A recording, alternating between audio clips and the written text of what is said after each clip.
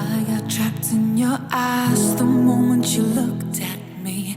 From across the room, those eyes kept following me. Something popped in my brain. Now, baby, only you I see. Feels like I'm going insane, and only you can save me. Feels like I'm drowning. Test. Hey guys, welcome back to Out of Debt with Lex. It's your girl Lex, and today we have a very special video planned. We are calculating my net worth. I've never done this before in my life, but I thought it'd be like a good exercise to see the progress that we're making, and maybe each year we can kind of update what our progress is. If you're new here, I'm a 29-year-old mom of two living in Wisconsin. And I thought it'd be a fun exercise today to calculate my net worth. That way next year we can look and see the progress we've made and maybe do it like year after year and see as we progress how much better things get. And I honestly just need a starting point. I'm not really sure what I'm at starting. Without further ado, we're going to get right into it. I am going to be using my budget spreadsheet that I use for my monthly budgeting. There is a segment of it called Net Worth Dashboard that I have never used, and so we're going to actually try to use it and see how it goes. This budget spreadsheet is from CoPlenty, and I do have a link for CoPlenty as well as I believe a 10% off discode. I do have a link for CoPlenty if you want to use it. It's in the description below, and you can use my code to get 10% off your spreadsheet as well. But let's start entering some things in. We're doing this in live time. I think we could easily start with the liabilities section because I do have my 2026 debt confession right here. So we can enter that in quickly. Ooh, interesting. Short-term debt, long-term debt. Short-term debt I'm going to put as credit cards maybe. So Wells Fargo credit cards are in. Now we're going to enter in all of the loans that I'm co-signed on. Some of them are just mine, but a lot of them are between my husband and myself. Yeah.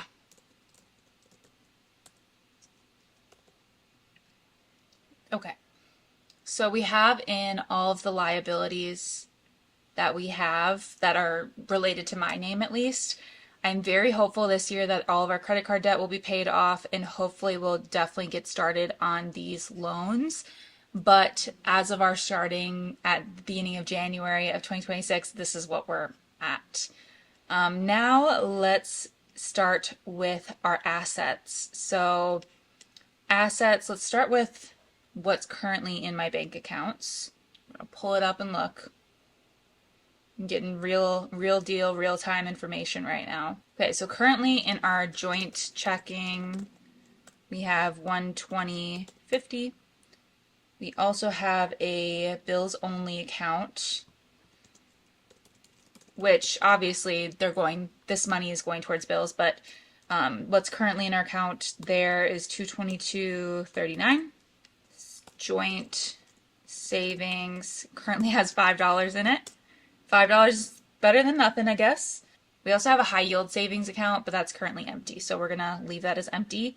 For investments, I'm just going to put my 401k under investments as well as my car, which I'm a part owner of my husband's car. So that's why I'm also putting it under maybe we'll put it under other assets, maybe Alexa car, husband car. Okay. So starting with my 401k, let me pull it up quick. Okay, so under investments, I have my 401k and any other stocks that I currently own investment-wise. So 401k currently has a balance of 48,717.96. Almost 50,000 in my 401k currently. And then I do have some other stocks. I have 36,097.78 as well as some RSUs that have not vested yet. So I'm not going to count the vested RSUs. These are the ones that are currently sitting in my account as well that I can sell whenever I have a non-blackout trading window, which I might sell some of it early and some of it later. We'll kind of see what happens with that. My car, I'm going to quickly look up what the value of my car is based on Kelley Blue Book. I'm not really sure what it's worth. Similar cars to mine have a value of about $15,000. Wow, literally the same car as my husband. That's kind of wild. His also seems to be a little bit more than mine. His is saying $16,000, which is interesting because I don't think we would get that if we traded it in. Our loan is right about $16,000 right now, so that's interesting. But according to the internet, about $16,000. So that is all of our liabilities, all of our assets. We currently don't own any properties or any sort of like a home or land or anything like that. So, oh wow, my net worth, I thought my net worth might be zero, but it's saying that my net worth is $22,925.46. Learned something new today. That's actually not as bad as I would think.